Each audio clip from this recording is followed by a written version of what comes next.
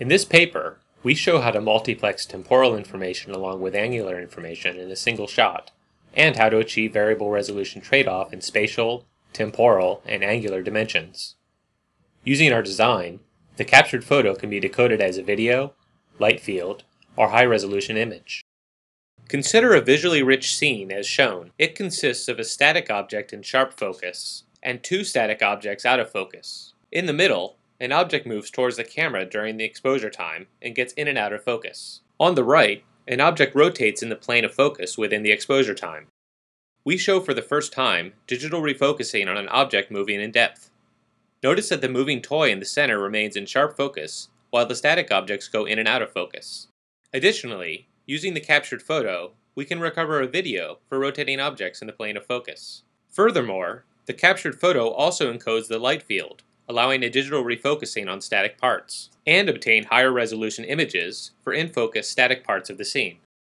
Thus, from a single photo, we can recover different outputs depending on the scene. For in-focus static scene parts, a high-resolution 2D image is recovered, along with a 4D light field. For in-focus dynamic scenes, a video is obtained. For Lambertian out-of-focus moving objects, 1D parallax and motion information is recovered. Now we describe our mask-based optical design. Coded aperture employs a mask in the aperture, while heterodyning uses a near-sensor mask for capturing light fields. Our design combines these two ideas. It uses a dynamic mask in the aperture, along with a static mask near the sensor. Now we describe how to map angular and temporal information in the scene to pixels. For light field capture, angular variations in rays can be captured using a pinhole array close to the sensor by losing spatial resolution. Now consider a pinhole that moves in the aperture within the exposure time, viewing a dynamic scene. As the pinhole is moved, radiance values at different times are mapped to different pixels. The scene patch changes color from red to orange within the exposure time. Using a moving pinhole in the aperture, the temporal variations are mapped to angles, which are captured by the mask near the sensor. Thus, we propose a novel way to map temporal variations in the scene to pixels. Let's understand how to reinterpret the captured photo in different ways. For static scenes, our design is equivalent to the heterodyning design with additional light loss since a single photo is captured. Similar to heterodyning, we can recover a 4D light field for static scenes. The sub-aperture views correspond to angular samples. This example shows a static scene with several objects at 3 different depths. The reconstructed light field captures the angular variations with which refocusing can be achieved. For an in-focus dynamic scene, we simply reconstruct the light field as before. Now the sub-aperture views automatically consist of temporal frames of a video.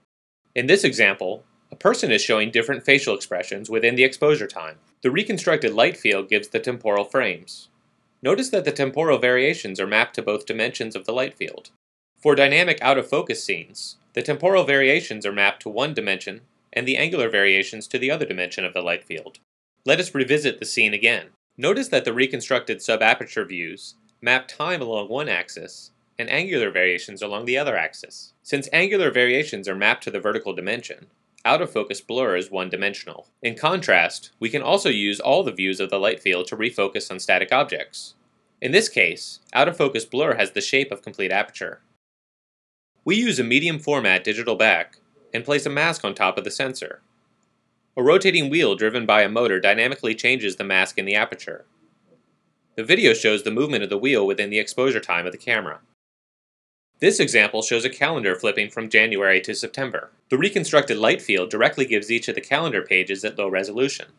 This example shows a rotating doll along with several static dolls. Note that both static and dynamic objects are sharp in the reconstructed views. For the rotating doll in sharp focus, the views correspond to temporal samples.